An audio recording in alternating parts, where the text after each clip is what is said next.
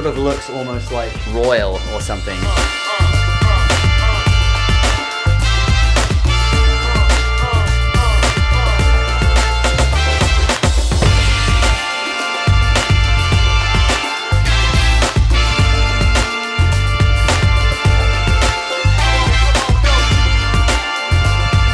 Alright guys, so we are in Washington DC, and over the past couple of days I have actually stayed at both of the Intercontinental hotels in DC. Okay, there is two of them. One is called the Wharf, that was the one I stayed at on the first night here, and the other one is called the Willard, and that is the one that we are in right now. We're going to give you a bit of a room tour of both, and we are going to compare and contrast them and tell you which one would be right for who. Or you could just do what I did and book both of them.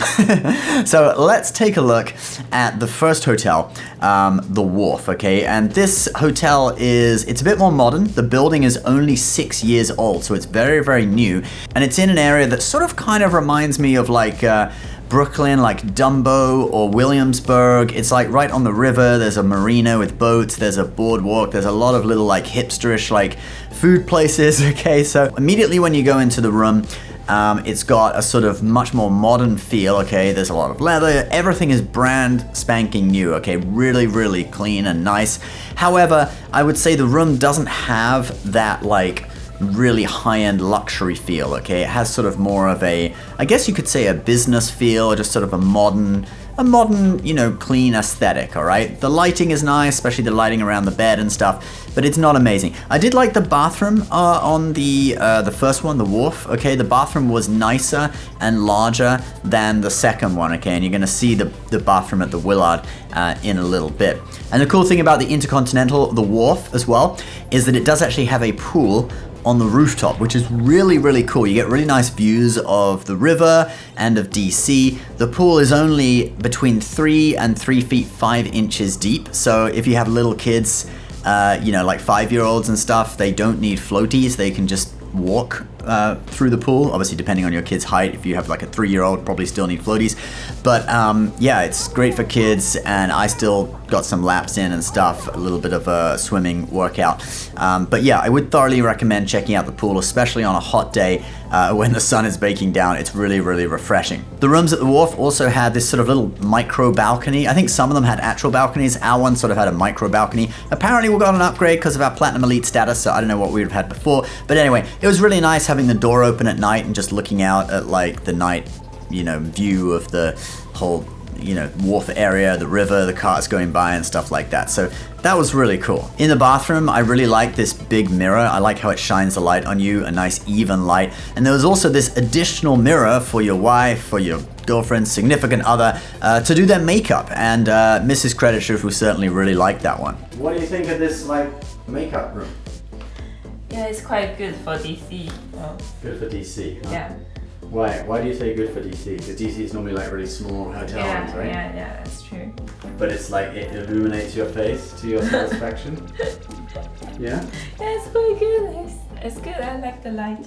All right, let's now take a look at the second hotel, okay? The Intercontinental Willard. And while the Wharf is down here on the map by the river, the Willard is up here. It's very close to the White House. It's actually kind of on the back side of the W Hotel. So we stayed at the W Hotel before. Well, the back side of that, this other building is the Willard. It's like 100, 200 years old. Okay, it's a traditional building. And the first thing you notice when you go in is that like the lobby is amazing. Okay, it's like beautiful. It's like something from Europe. Makes you think of like British or British stuff, or that palace in like Star Wars, the prequels where Princess Amidala lives, right? Whatever, Queen Amidala. You check in there. The staff are a little bit less friendly at reception, I noticed. They're probably a bit more used to dealing with like business or politician type people rather than like holiday makers, okay? I felt like the first hotel was more for people wanting to have kind of a good time, and the second hotel is more of a business and politics type of hotel. Most people staying here are probably here on some kind of business in DC. But anyway, when you go up to the room, first impressions of the room were amazing, okay? I felt this room, as soon as I went in, I was like, whoa, this is awesome, okay? I feel like a prince or something. It was way more like just the aesthetic was way more sort of royal and upmarket than the first hotel, all right? I'll give you a room tour now because I did actually film a proper room tour for this one. All right, so we're at the Intercontinental, the Willard in Washington, D.C., really close to the White House. I love how when you come in, you've immediately got this coffee bar. I will definitely be brewing up some Nespresso from there. Anyway, let's go into the main part of the room because I really like this. It sort of looks almost like royal or something, as if like, you know, you could kind of imagine you're a king living here. It's kind of like, you know, the old Trump hotel is now the Waldorf Astoria. It's a similar style to that, you know, kind of like the blue wallpaper and the sort of regal style beds and everything. So yeah, I mean, this is the 2 queen beds room. You got these things here, which is a nice addition. Not every hotel has that. You got complimentary water. Over here, there's a little bit of a writing desk for doing some work and stuff. We'll definitely use that. Some editing on the computer. You get a chair, and they got us a lovely little welcome gift of some macaroons right there as well. All right, let's check out the bathroom. It's actually the first time I've seen it too. A little bit smaller than the Intercontinental, the Wharf, and probably because this is older. This is an older building and stuff, but it's a really nice, like looks like real marble countertop there. And beautiful gold taps and stuff. Only kind of disappointing thing is there isn't one of those mirrors that sort of illuminates your face with the light that goes all the way around. That is kind of a nice feature to have. You got this mirror here though, one of those ones that makes your face look huge so you can do your makeup, or maybe this side is the huge scary side. Ooh. Anyway, and then you got a shower and a tub in this hotel. So come over here, and it's really beautiful, nice marble tiles, and all of the fixtures are this gold, well, it's obviously not real gold, but this gold color. Very, very nice. You got an exterior and interior shower curtain, which is always good to have, stops you flooding the bathroom, and some places for soap. All of the shower gels and shampoos and everything are up there. So, you know, nice bathroom, a little bit on the small side. I would say the one at the Intercontinental, the Wharf, was a little bit better than this one, even though this one looks better. Everything's more like expensive looking. And with this hotel, we did actually eat at the restaurant in the hotel, and that was just because it's in much more of an expensive area. So everywhere around the hotel is going to be super expensive anyway. So you might as well just eat breakfast at the hotel. So we went to Café du Parc. It's you know, a fake French cafe. Well, not, I don't know, maybe the chef is French, who knows. But it's a really nice place, and they got the chefs there cooking the food right in front of you. And I had the omelet, it was really good. Mrs. Creditshifu had the like $20 avocado toast. My kids had the pancakes, and we all thought it was a really great place to eat. So yeah, if you do come here, I would thoroughly recommend Café du Parc. I think it was, yeah, it was really good. Now this hotel doesn't have a pool, unfortunately. There was a gym that I was gonna check out, but in the end, after I'd eaten breakfast on the, you know, in the final morning, I actually didn't have time, so I didn't bother. But yeah, a little bit of a shame because I wanted to get a little bit of a workout in. But right, let's now go and talk about the differences between these 2 hotels and also how you can book them and how we book them. So like we said, the first one, the hotel feels a little bit more, much more modern and a little bit more businessy, not so much high-end luxury, but sort of like mid-level luxury. But the whole neighborhood around it, it's much more of a sort of party area, and there's a lot more affordable dining options. And in addition, you've got the pool. So I would say the first one is probably better for people visiting DC on vacation, and you want to sort of just have a chilled place to relax, and you know, not so many people walking around in suits on serious business. All right, the first one and the second one, they're both very, you know, reasonably close, like a less than 10-minute ride on a scooter to the whole National Mall area. Okay, so the distance is not really different with either of them. Okay, so you could, if you were visiting all of the museums and Lincoln Memorial and the Washington Monument, etc., either of them would work. All right, so but first one, much more chilled, affordable dining options, probably better for families. Second one, it's a much more upmarket feel. You feel like you're in like Home Alone 2, that hotel where Kevin stays at. Excuse me, where's the lobby? Down the hall and to the left. Thanks. Yeah, it's got the sort of Trump-esque type of, you know, decor, all right? A little bit like the Waldorf Astoria, the old Trump hotel, like I said in that room tour. And it's gonna cost you more, okay? It's more expensive, like not just, you know, paying for the hotel, but also like the food, the dining in the whole area around it is more expensive. So just be prepared for that. So we got back to the hotel about 10:30, and they said the kitchen for room service is open till 11. So I ordered this steak. Check this out, steak and fries.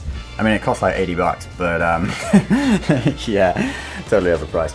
But it's very nice. It's very well done. And well, not well done. I mean, it's medium, but it's very well made. You know what I'm saying. But personally, I would say I probably did like the second one better. I just like the sort of traditional luxury aesthetic. Everything in that hotel, like the wood, the pillars, a lot of it's like more than 100 years old. If you look around the room though, it's not quite as clean, okay? And I guess that's just due to wear and tear. Like all the furniture was in beautiful condition. I guess they replace the furniture as soon as it gets a bit like damaged or, you know, old or whatever. But just actually the building itself, you could kind of tell that it was, you know, it's still an old building. So just keep that in mind, but that doesn't really damage the experience. I would still say it was a great experience. So definitely if you're in DC on political business or just regular business, the Willard is probably for you.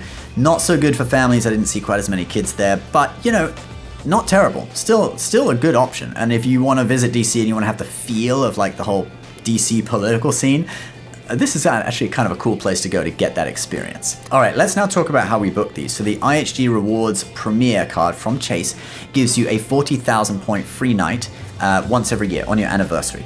So we actually used that free night from the credit card and we topped it up with 44,000 points. So it was 40,000 plus 44,000 to make an 84,000 point per night hotel. That was for the Willard, okay, this one. And yeah, it's really useful. You can top up the free nights. And then for the other one, we used another sort of combination deal. It was 78,000 points plus about $100. And yeah, IHG is very flexible like that. They kind of give you like an option of points plus some cash or free night plus a top up with points, etc. So there's a lot of ways to book these if you don't have quite enough points for the price quoted in your account. Now the IHG Rewards Premier credit card from Chase, it does currently have an amazing welcome bonus, which is 5 free nights, each worth up to 60,000 points, and that is a limited time bonus offer. It's only sticking around until September of this year. So if you are interested in that card, do click the link below to learn more about it. These links, obviously, they are affiliate links. They help out our channel, so we do thank you very much if you use them. In addition to that one, the no annual fee IHG Rewards Traveler card currently has also a limited time offer of 100,000 bonus points. So I'll put the link to that one below as well if you're interested in that too. All in all, I thought both hotels were absolutely amazing. I would perfectly happily stay at either of them again. But I think probably if I had to choose, I would probably stay at the Willard again as my number one choice rather than the other one. So that's my assessment on it. I hope that helps you make up your mind which Intercontinental to stay at when you take a trip to DC. And if you have stayed at either of these hotels, do please leave your comments below. Let me know what you thought of them and if you think my assessment is correct. All right, guys, thanks so much for watching. We'll see you next time. Bye-bye.